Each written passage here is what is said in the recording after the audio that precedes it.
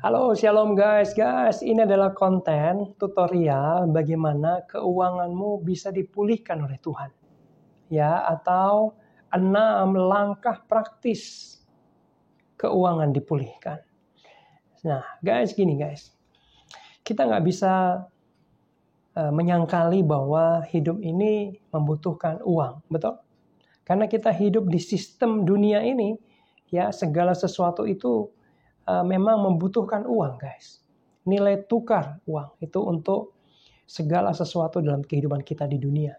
Ya, jangan ada lagi punya pemikiran, uang bukan segalanya. Betul sih, Yesus segalanya, itu yang benar. Tapi segalanya hidup di dunia ini butuh uang, guys. Ya, nah, yang unik adalah separuh dari perumpamaan Yesus ternyata bicara tentang uang, harta, dan kepemilikan. Saya juga baru tahu, guys. Nah, lalu saya merenungkan, iya ya. Kenapa? Karena masalah keuangan itu adalah masalah kehidupan kita sehari-hari. Benar nggak, guys? Setiap hari kita kan cari uang, mengelola uang, membelanjakan uang, betul? Makanya nggak heran kalau Yesus itu banyak membahas tentang itu. Artinya khotbah-khotbah Yesus itu relevan. Jadi kadang-kadang saya sedih ada orang jemaat Tuhan yang nggak suka kalau gereja bahas tentang uang. Nah, padahal Yesus membahas uang itu 2 dari 1, 50% dari perumpamaan Yesus. Artinya uang itu begitu memiliki peran penting dalam kehidupan ini. Nah, oleh sebab itu hari ini saya membuat konten bagaimana keuanganmu dipulihkan. Kamu siap? Tapi sebelumnya kita doa dulu yuk. Kita minta pertolongan dan pimpinan Tuhan. Amin. Bapa di surga, tolong sesi ini berkati kami semua, baik yang berbicara maupun yang mendengar. Biar ini menjadi berkat bagi umat-Mu yang mendengarkan. Dalam nama Yesus. Amin. Nah guys, bagaimana keuangan kita bisa dipulihkan? Yang pertama adalah kita perlu minta ampun, bertobat jika ada kesalahan yang kita buat. Sehingga kita mungkin bangkrut, kita mengalami keterpurukan dalam keuangan. Kita perlu bertobat, kita perlu minta ampun. Contoh, ada orang-orang yang jatuh miskin, keekonomiannya kolaps, mengalami kesulitan keuangan karena kesalahan judi. Orang yang suka judi, itu nggak bisa diberkati dalam keuangannya, nggak bisa dipulihkan. Maka itu saya tadi bilang, harus bertobat. Jangan diulangin lagi. Stop, berhenti main judi, supaya kamu bisa dipulihkan. Amin. Ya, mungkin juga ada yang suka maaf kata nih ya. Kamu mungkin perlu jujur kalau ada. Sebab kalau nggak jujur nggak bisa berubah, nggak bisa diberkati. Ya, mungkin ada yang suka nipu. Ada loh guys, orang-orang, semoga kamu nggak ya. Ada orang-orang itu kalau lihat calon pembeli gitu ya, calon pelanggan itu kayak mangsa yang mau diterkam sama dia. Artinya gini, mau gua tipu apa nih? Itu ada guys. Dan kalau dia berhasil menipu, contoh nih, harga normal biasanya jual barang A itu 1 juta. Ya, di pasar 1 juta. Tapi dia dengan berbagai macam triknya dia bisa jual 1,5 juta sampai 2 juta. Sehingga dia bangga tuh. Padahal ketika orang yang membeli itu akhirnya tahu, dia merasa ditipu. Tapi dia bangga. Nah, jangan sampai punya spirit itu ya guys. Sebab gini, kalau kita punya usaha, bisnis itu prinsipnya gini, kita bantu orang. Kita nolong orang, memberikan solusi, menjadi berkat. Amin. Maka uang itu akan datang. Profit, keuntungan itu akan datang. Spiritnya seperti nilai-nilai Alkitab, menjadi berkat. Contoh, dia butuh bahan baku.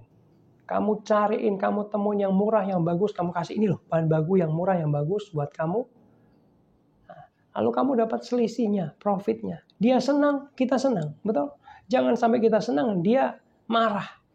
Ya, hati-hati dengan spirit yang pengen menipu. ya, merugikan orang lain. Nah, buang itu. Kamu gak akan sukses. Ya, mungkin kamu happy. Wah, aku berhasil jual harga 1 juta, 2 juta menjadi 2 juta. Wes, tapi sekali doang. Benar? Benar gak? Tapi kalau untungnya cuma 100.000, tapi dia belanja terus 100, 200, 300. Nah, hidup terus, continue terus, akan mendatangkan profit buat kita. Amin? Amin gak sih? Bercanda ya guys. Lalu ada juga kesalahan-kesalahan yang dibuat orang. Salah satunya juga adalah boros, menghambur-hamburkan uang. Ya. Gaya hidup yang berlebihan. Ya. Mungkin gajinya 5 juta, tapi beli iPhone yang 20 juta. Ini besar pasak daripada tiang. Ya, harus bertobat. Ya, harus bisa mengelola keuangan dengan baik. Jangan ada kebocoran-kebocoran. Karena kamu kalau nggak menambal kebocoran, maka kamu nggak bisa dipulihkan keuangan kamu. Jangan sampai besar pasak daripada tiang. Betul? Pendapatannya cuma sekian, pengeluarannya gede banget. Ya, ayo pilah-pilah. Mana yang kebutuhan yang harus dipenuhi, mana yang keinginan. Ya, kamu pelajari deh guys. Konten-konten yang membahas tentang orang kaya, itu hidupnya malah sederhana. Ya, orang-orang kaya itu nggak flexing. Ya, pakai baju, mobil kadang mobil tuanya dia.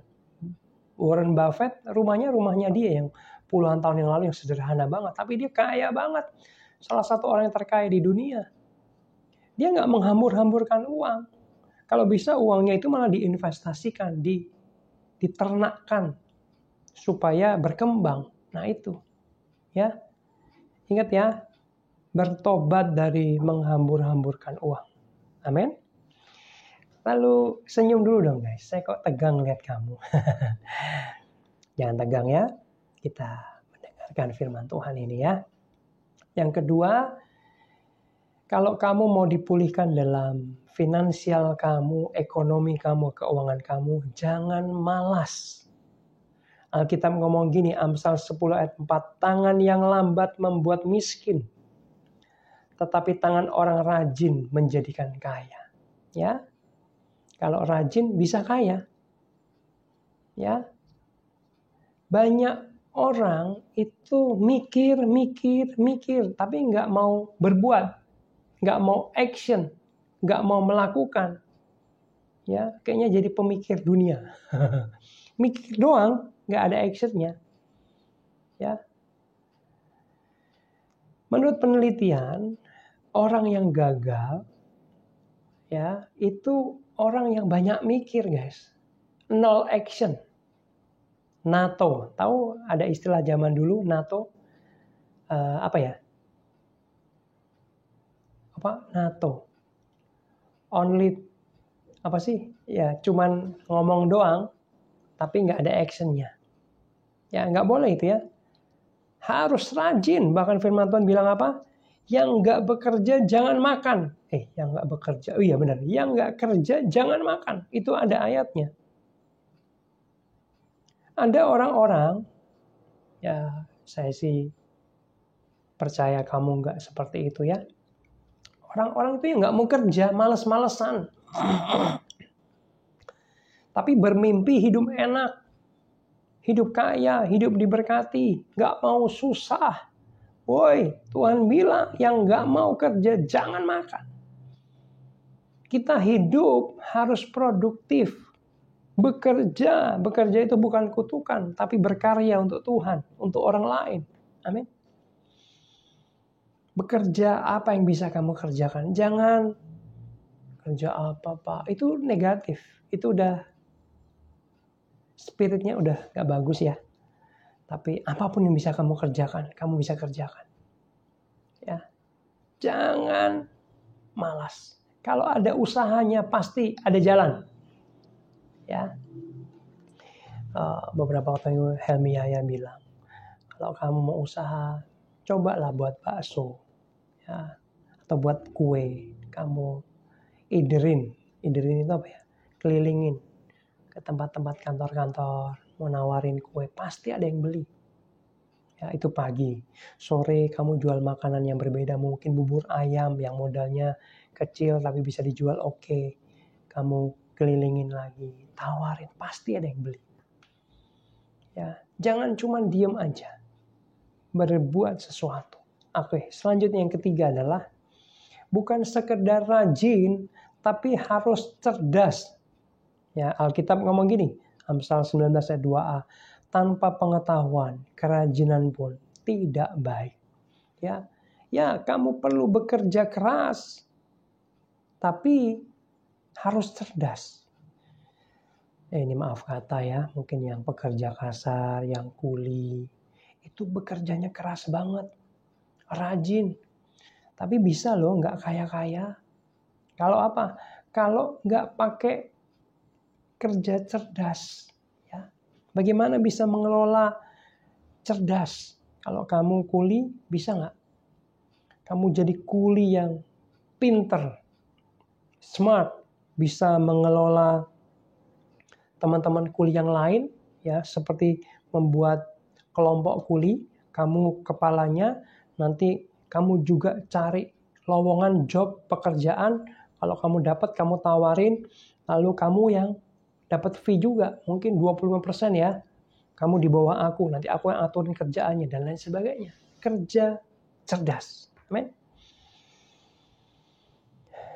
Ya. Selain itu guys, kerja cerdas itu artinya kalau kerja harus memberikan yang terbaik. Bahkan firman Tuhan kasih tahu kita apa? Lakukan lebih dari yang diharapkan. Nah, contoh, kamu dikasih tugas sama bosmu. Ya. Bosmu minta kamu lakukan 10 ya. Gini ya, 10 ini ya. Nah, kamu lakukan lebih yang diharapkan. Kamu lakukan 11. Kalau bisa 12. Nah, bos kamu akan terkesan, wih ini keren banget nih anak buah gua satu ini. Beda sama yang lain. Kalau yang lain disuruh 10, ngasihnya 9 atau 8. Kalau kamu dikasih tugas 10, 11, dan 12 yang diselesaikan. Wow. Mungkin ekspresinya nggak kelihatan. Tapi di dalam hati dan pikiran bosmu terkesan sama kamu. Saya ngalamin loh guys. Ya. Nah, lalu kamu jadi orang yang bisa diandalin. Jangan kalau dikasih tugas, dikasih proyek, kasih target sama atasanmu, kamu banyak ngeluh. Aduh bos, susah bos. Gak bisa bos. Jauh kan. Mengeluh negatif seperti itu di depan bosmu. Kamu harus tunjukkan semangatmu. Amin. Oh ya bos, aku akan coba cari cara. Aku pasti bisa bos. Walaupun ini kayaknya sulit, tapi aku percayalah bos. Aku akan berusaha terus. Yang terbaik. Gitu. Bisa dipercaya, bisa diandalkan. Jadi bosmu itu sangat merasa terbantu oleh kamu. Merasa sangat ada kamu itu berkat luar biasa. Maka kamu akan cepat naik karirnya. Kalau tiba-tiba di jabatan di atas ada lowongan, entah mungkin ada yang maaf kata meninggal atau resign, yang pasti ditunjuk kamu, yang pasti dipromosiin kamu. Amin. Jadi kamu harus punya performa yang baik di tempat pekerjaan kamu. Jangan lupa belajar untuk meningkatkan kemampuan kamu, pengetahuan kamu. Kamu bisa zaman sekarang gampang ya, belajar di Google, YouTube, ya, tanya teman yang expert, baca buku, baca jurnal, dan lain sebagainya. Ayo, perbaiki, tingkatkan terus kemampuan dan potensi kamu. Amin. Lalu jangan suka membangkang, jangan suka melawan sama atasan.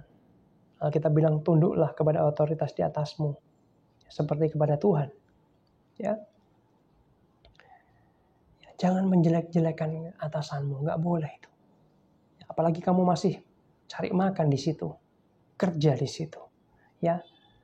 Lalu jangan banyak buat kesalahan-kesalahan yang sepele. Contoh nih, sering telat, masuk jam 8, datang jam 8:15, setengah 9, selalu telat, nggak boleh. Ya, kalau masuk jam 8, kamu datang jam 8:kurang 1/4 sudah ada di tempat. Ya, bahkan saran saya jangan on time. Prinsip saya, on time itu telat. Ya, 15 menit sebelum jam harus datang. Ya. Lalu hasil kerjamu, ya, yang dikasih tugas, jangan asal jadi, jangan asal-asalan, asal kumpul. Ya, tapi yang terbaik. Tambahin poin plus yang bisa kamu lakukan. Oke. Ya, saya mau bilang gini, yang keempat adalah ingat, khususnya mungkin bagi kamu pengusaha, ya, gagal itu biasa. Mental pengusaha itu harus baja, ya, nggak boleh cengeng. Kalau mau dihitung-hitung, saya ini pernah mencoba usaha itu belasan usaha yang gagal, guys. Belasan, bukan 1-2 gagal. Gagal ini, gagal ini, gagal ini, gagal ini, gagal ini. Terus, hari ini puji Tuhan menemukan jalan dan berhasil. Coba kalau saya menyerah, ya, aduh saya gagal terus lah, yang ke-10, 11, saya nggak mungkin sampai di titik ini. Amin. Gagal itu biasa, ngomong sama saya. Gagal itu biasa. Yang penting ketika gagal, bangkit lagi. Ketika gagal apa? Bangkit lagi. Nah, kita bilang 7 kali orang percaya jatuh, dia akan bangkit lagi. Ya. Jangan sampai kita jatuh terpuruk, menyerah, habis kita, selesai. Game over. Tapi harus bangkit sampai berhasil. Mentalnya gini, kegagalan itu adalah kesuksesan yang tertunda. OTW sukses. Kalau saya tanya orang tua saya, juga sama guys. Ya, puluhan kali malahan mereka. Itu gagal. Pernah jual spray keliling, jualan sale pisang. Tahu sale pisang? Susu kedelai, ternak ayam, ternak burung puyuh, ternak lele, jadi sopir, punya angkutan, buka salon, toko kelontong, toko sepatu, dan lain sebagainya. Ayo loh. Tapi sampai semua anaknya bisa sekolah tinggi, sekolah baik. Itu karena usaha 4 anaknya. Ya, itu karena biaya dari orang tua kami yang gak pernah menyerah, yang terus berusaha. Jangan berhenti ya guys. Jangan pernah menyerah. Jangan quit. Bangkit lagi. Lalu yang kelima adalah yang tadi sempat saya kutip sebentar. Kutip sedikit. Yaitu tentang mengelola keuangan. Ya. Banyak orang yang sebenarnya gajinya cukup. Tapi karena nggak bisa mengelola keuangan, hidup dalam kesulitan keuangan, bahkan hutangnya banyak. Hidup dalam tekanan keuangan. Ya, tadi, gaya hidup, gengsi. Ya, harusnya uangnya belum cukup untuk punya motor yang baru, beli motor baru. Kredit lagi, bunganya tinggi lagi. Terus hidupnya nyicil setiap bulan. Padahal kalau mau nurunin gengsi, mungkin motor bekas yang sehat masih oke. Gak usah nyicil, uangnya cicilannya ditabung untuk masa depan. Uangnya nanti berkembang, pendapatan nambah, terus berkembang, dan bisa financial freedom. Amin. Hati-hati dengan keinginan, gengsi, gaya hidup yang berlebihan. Ya, utamakan kebutuhan dulu. Saya pernah dengar kontennya Timothy Ronald. Dia ngomongnya agak kasar, agak pedas, tapi banyak benernya. Dia bilang gini, kalau saya punya gaji 10 juta, yang saya pakai buat kehidupan sehari-hari hanya berapa? 2 juta. Oh my God. Ya, yang 8 juta saya putar. Saya harus mencukupkan diri. Hanya dengan 2 juta itu tadi 1 bulan. Entah saya mungkin kontrakan di tempat yang murah sekali. Makanannya telur doang setiap hari. Sehari mungkin 2 kali. Nggak apa-apa. Naik angkutan. Nggak apa-apa. Tapi saya punya tujuan jelas. Saya mau jadi orang sukses. Saya mau financial freedom. Saya mau keuangan saya naik kaya. Saya akan menekan keinginan-keinginan saya. Walaupun Timothy bukan pendeta, tapi saya pikir boleh menjadi referensi apa yang menjadi pemikirannya. Sebab gini, seringkali ya, gaji kita 10 juta, pengeluaran kita 10 juta. Bahkan ada yang nekat 11 juta. Kenapa? Karena tidak bisa mengelola keuangan. Ya. Orang-orang yang gajinya pas-pasan belum mampu beli mobil, maksain diri beli mobil. Akhirnya gak bisa bayar cicilannya. Bangga sih dipamerin di hari-hari pertama. Tapi setelah itu kelabakan setengah mati. Hidupnya penderitaan. Punya banyak hutang malahan. Akhirnya mobilnya dijual. Nebus di leasing yang masih kredit itu masih banyak, ternyata bunganya sangat besar dan dia hidup dalam kesulitan keuangan akhirnya. Karena nggak bijak mengelola keuangan. Amin. Kenapa saya jadi ngomel-ngomelin kamu ya sekarang ini? Enggak ya, ini nasihat ya, ini nasihat. Ya, lalu apa lagi? Hindari hutang yang konsumtif. Ya tadi, beli mobil yang belum waktunya, beli HP mahal-mahal, gajinya belum cukup. Ya, konsumtif. Ya. Lalu selanjutnya, berapapun pendapatanmu, kamu perlu menabung. 20-30% harus menyisihkan uang. Tadi kalau Timothy Ronald yang saya sampaikan berapa? Dia mah 80% yang ditabung. Karena dia mau kelola uangnya itu, yang disimpan itu. Ya pada umumnya sih 20-30%. Alkitab bilang ketika Yusuf menghadapi kelaparan, 7 tahun kelimpahan, 7 tahun kelaparan, firman Tuhan mencatat 1/5 itu ditabung di saat kelimpahan. Ya, dia nabung 1/5 itu 20%. Ya, sehingga ketika masa kelaparan datang, si Yusuf aman, nggak pernah kekurangan. Ya. Lalu jangan lupa menyisihkan uangmu buat investasi. Uangnya dikembangkan, entah itu beli saham, ya, atau beli emas, nabung emas kecil-kecil, ya. Ditabung kalau sudah cukup untuk membangun usaha sampingan. Ya, usaha tambahan. Siapa tahu berhasil dapat pendapatan baru. Amin.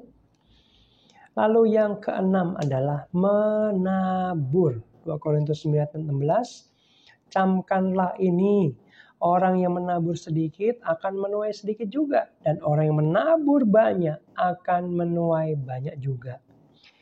Apa yang kamu tabur akan kamu tuai. Alkitab bilang nabur angin menuai badai.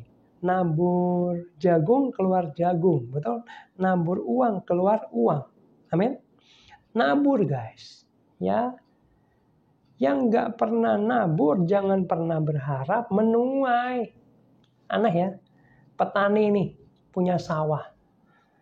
Tapi dia sudah lama gak pernah menabur benih di sawahnya. Lalu dia terus datang setiap hari. Kok aku gak menuai-menuai ya? Lah kamu gak pernah nabur. Yang gak nabur ya gak nuai. Tapi yang menabur pasti menuai. Tapi saran saya, sebelum saran, nabur itu berkali lipat guys. Ya, ingat jagung, 1 biji jagung itu akan jadi pohon jagung dan akan menghasilkan kira-kira 2 tongkol jagung. Tongkol jagung itu kurang lebih bisa 200 sampai 400 biji.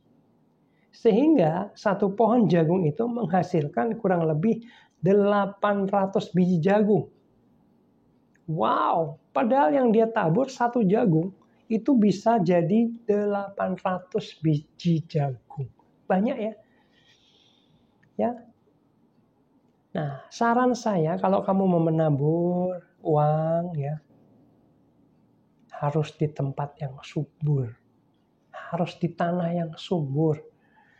Kamu kalau punya benih jagung yang sangat hebat, tapi kalau tanahnya gersang, tanahnya nggak produktif, maka nggak akan tumbuh dan nggak akan menuai. Betul? Sebab itu tadi saya bilang, kalau kamu menabur uang, pastikan kamu menabur di tanah yang subur. Bagaimana, Kak Jim, tanah yang subur? Tanah yang subur adalah gini, kamu menabur, tanya Tuhan. Tuhan mau kamu menabur di mana? Amin. Jangan kamu nabur-nabur sendiri sesuai dengan keinginan kamu. Tapi biarlah kamu nabur sesuai dengan kehendak Tuhan. Keinginan Tuhan, arahan Tuhan, pilihan Tuhan. Pasti kamu nuai. Amin. Contoh. Tuhan, ini uangku, aku mau nabur. Nabur kemana? Kalau Tuhan bekerja di hatimu, menggerakkan kamu nabur untuk gereja A, kamu tabur aja. Tabur untuk hamba Tuhan ini, kamu diingatkan. Tabur sesuai dengan kehendak Tuhan, maka Tuhan akan berkati kamu. Tuhan akan lipat gandakan, kamu akan menuai. Katakan amin. Nabur ya. Jangan lupa kamu harus nabur supaya kamu mengalami pemulihan ekonomi. Yang terakhir adalah berdoa. Ya. Berdoa bisa mendatangkan berkat. Contohnya berdoa puasa. Ingat ketika Niniwe mau ditunggang balikkan Tuhan. Nabi Yunus sudah mengumandangkan keliling di kota Niniwe. Kota ini akan ditunggang balikkan Tuhan. Lalu tiba-tiba rajanya, semua rakyatnya, bahkan bayi-bayi dan ternak merendahkan diri. Sebentar, telepon. Merendahkan diri, bertobat dengan berdoa dan puasa. Lalu apa yang terjadi? Tiba-tiba Tuhan membatalkan niatnya itu. Oh my God, keren banget ya. Tuhan membatalkan niatnya itu. Dan kota Niniwe akhirnya dipulihkan Tuhan. Guys, kalau kamu sedang terhimpit masalah keuangan yang sangat hebat, kamu bisa ambil doa puasa. Banyak kesaksian orang ditolong Tuhan dengan puasa. Nah, puasa bagaimana? Caranya gimana? Ya. Nah, itu kamu bisa cari di video saya tentang puasa. Ya. Intinya gini, semakin kamu bayar berat dan lama, semakin berat puasa-puasa itu bekerja. Contoh, ada teman saya yang puasa itu sampai 3 bulan guys. Karena masalah ke ekonomi. Ya, dia puasa sore jam 6 buka, tapi bangun tidur besoknya udah gak makan minum sampai jam 6 sore berikutnya. Dia puasa terus, akhirnya sampai 3 bulan, sampai terjadi, Tuhan tolong usahanya. Dulunya bangkrut, punya hutang, saat itu dipulihkan Tuhan. Dinaikkan kembali, ngalami pertolongan, pemulihan keuangan daripada Tuhan. Bisa doa puasa. Yang selanjutnya, apa-apa kamu minta tuntunan Roh Kudus ya. Contoh nih, kamu kesulitan keuangan. Kamu tanya, Roh Kudus, apa yang harus aku lakukan? Jangan langsung kamu melangkah sendiri. Amin. Andalin Tuhan, karena Roh Kudus yang di dalam kita itu adalah penolong kita. Dia penolong yang hebat. Kenapa? Karena dia adalah Allah. Roh Allah sendiri. Roh Kudus itu salah satu pribadi Allah Tritunggal. Dia berkuasa, dia yang paling tahu, dia yang paling hikmat, dia yang paling tahu jalan yang terbaik buat kita. Oleh sebab itu jangan melangkah dengan pemikiran sendiri, tapi mundur dulu di titik netral, jangan melakukan apa-apa, jangan mikir apa-apa. Berdoa, Roh Kudus, apa yang harus aku lakukan? Jangan bergerak kalau Roh Kudus nggak tuntun, nggak kasih arahan apapun. Berhenti dulu. Tunggu waktunya Tuhan. Tunggu arahan Tuhan. Amin. Mungkin Roh Kudus bisa aja menggerakkan. Jualan ini nak. Kamu jualan itu. Ikuti, taati. Nanti itu akan mendatangkan berkat. Ada seorang ibu pada saat pandemi COVID. Suaminya dipecat. Nggak ada penghasilan. Ekonomi ambruk, terpuruk. Sedangkan kebutuhan dia punya keluarga, punya anak. Yang harus terus dicukupi. Tiba-tiba dia doa sama Tuhan. Ini ibu rumah tangga biasa. Tuhan, apa yang harus aku lakukan? Tiba-tiba dia digerakkan Tuhan untuk jualan gula. Hah? Gula? Bukannya orang jualan gula banyak ya? Tapi karena Tuhan dia lakukan itu. Mungkin awalnya nggak banyak guys. Di depan rumahnya doang. Nih gula taruh doang. Tapi laku. Habis dia ambil lagi. Kulakan lagi. Dia taruh. Laku habis lagi. Terus berkembang. Bukan hanya gula yang dia jual. Tepung, beras, minyak, dan lain sebagainya. Tokonya berkembang, maju pesat luar biasa, ekonomi dipulihkan. Kenapa? Karena dia minta pimpinan Roh Kudus. Kita bilang diberkatilah orang yang mengandalkan Tuhan. Amin. Ya, tadi yang kedua apa? Minta pimpinan Roh Kudus. Apa yang harus dilakukan? Roh Kudus bisa ngomong, dia bisa menggerakkan di hatimu. Amin. Dia bisa ngarahin kamu. Amin. Lalu yang terakhir adalah, ini yang saya alami. Doa dengan memperkatakan perkataan-perkataan iman. Contoh. Aku diberkati. Keuanganku dipulihkan dalam nama Yesus. Ekonomiku bangkit. Terobosan keuangan terjadi dalam nama Yesus. Ingat guys, dalam nama Yesusnya jangan lupa. Kenapa? Karena nama itu berkuasa.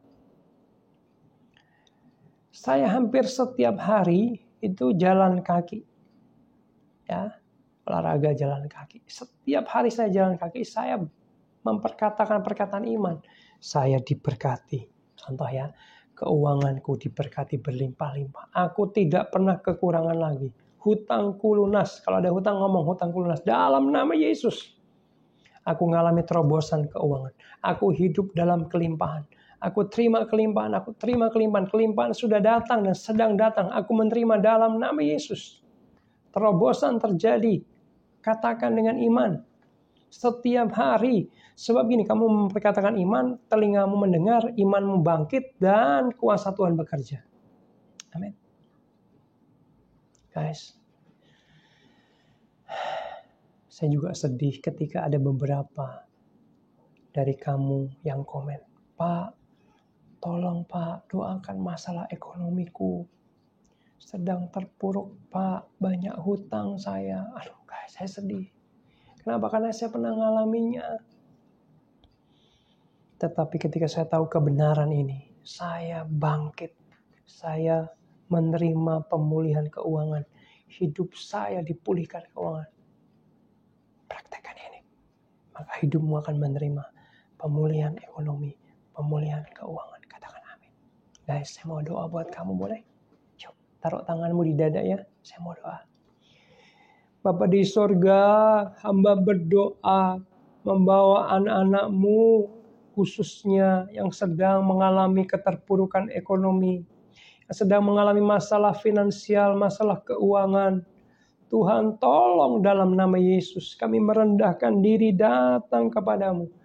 Dan kami percaya, kami menerima terobosan keuangan. Kami menerima pemulihan ekonomi. Dalam nama Yesus, Engkau sudah membayar kayu salib buat kami semua. Kami menerima kemenangan. Kami tidak pernah kekurangan lagi. Kutuk kemiskinan dihancurkan. Kutuk kegagalan dihancurkan dalam nama Yesus. Dan anak-anakmu, kami semua ini menerima kelimpahan yang daripada Tuhan. Kesuksesan, keberhasilan, keberuntungan, kebajikan, kemurahan. Mengikuti anak-anakmu, mengikuti kami semua. Dalam nama Yesus. Engkau air kehidupan yang menerobos hidup mereka. Membangkitkan mereka, khususnya dalam ekonomi mereka. Dalam nama Yesus. Tolak kami hardik kemiskinan. Tolak hardik kekurangan. Tolak hardik patahkan kuasa hutang dalam nama Yesus. Kami menerima berkat kelimpahan daripada Tuhan. Yohanes 10:10. Kami terima Yesus datang untuk berhidup dan hidup dalam kelimpahan. Dalam nama Yesus. Amin. Tuhan berkati kamu. Keuanganmu dipulihkan Tuhan.